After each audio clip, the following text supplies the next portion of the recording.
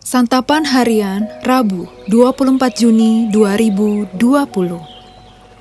Hari ini kita akan membaca Pengkhotbah pasalnya yang kedua.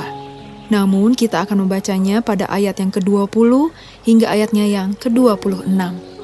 Sebelumnya, mari kita berdoa. Di dalam terang-Mu Yesus, kami siap menerima firman-Mu. Di dalam-Mu Kristus, kami bertelut. Amin. Pengkhotbah 2 ayat 20 sampai 26. Dengan demikian aku mulai putus asa terhadap segala usaha yang kulakukan dengan jerih payah di bawah matahari. Sebab kalau ada orang berlelah-lelah dengan hikmat, pengetahuan dan kecakapan, maka ia harus meninggalkan bahagiannya kepada orang yang tidak berlelah-lelah untuk itu. Ini pun kesia-siaan dan kemalangan yang besar. Apakah faedahnya yang diperoleh manusia dari segala usaha yang dilakukannya dengan jerih payah di bawah matahari dan dari keinginan hatinya? Seluruh hidupnya penuh kesedihan dan pekerjaannya penuh kesusahan hati. Bahkan pada malam hari hatinya tidak tentram. Ini pun sia-sia. Tak ada yang lebih baik bagi manusia daripada makan dan minum dan bersenang-senang dalam jerih payahnya. Aku menyadari bahwa ini pun dari tangan Allah. Karena siapa dapat makan dan merasakan kenikmatan di luar Dia?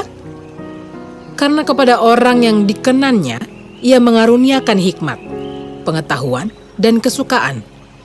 Tetapi orang berdosa ditugaskannya untuk menghimpun dan menimbun sesuatu yang kemudian harus diberikannya kepada orang yang dikenan Allah. Ini pun kesia-siaan dan usaha menjaring angin. Sahabat Santapan Harian, pengkhotbah mencari hikmat untuk mengetahui apa yang baik dalam hidup. Namun ia menemukan bahwa baik orang bodoh maupun orang berhikmat akhirnya mengalami nasib yang sama, yaitu kematian. Ia melihat bahwa segala jerih payah dan kelelahan hanya berujung pada keputusasaan.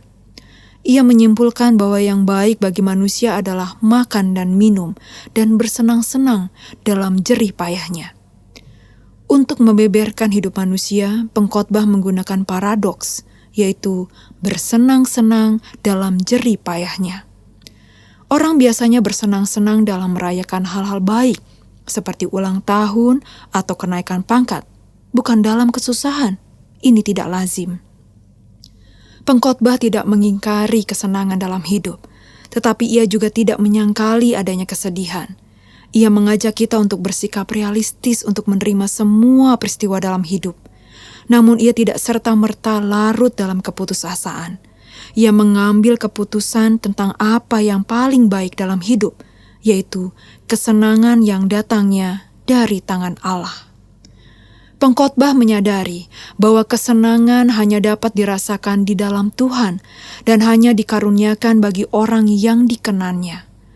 Paulus pun mengakui bahwa kebaikan berasal dari Allah yang bekerja dalam peristiwa apapun, yang baik maupun yang buruk.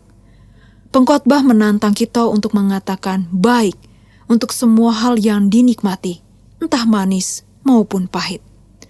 Pengajaran pengkhotbah menuntun kita untuk sanggup melihat apa yang baik dalam hidup.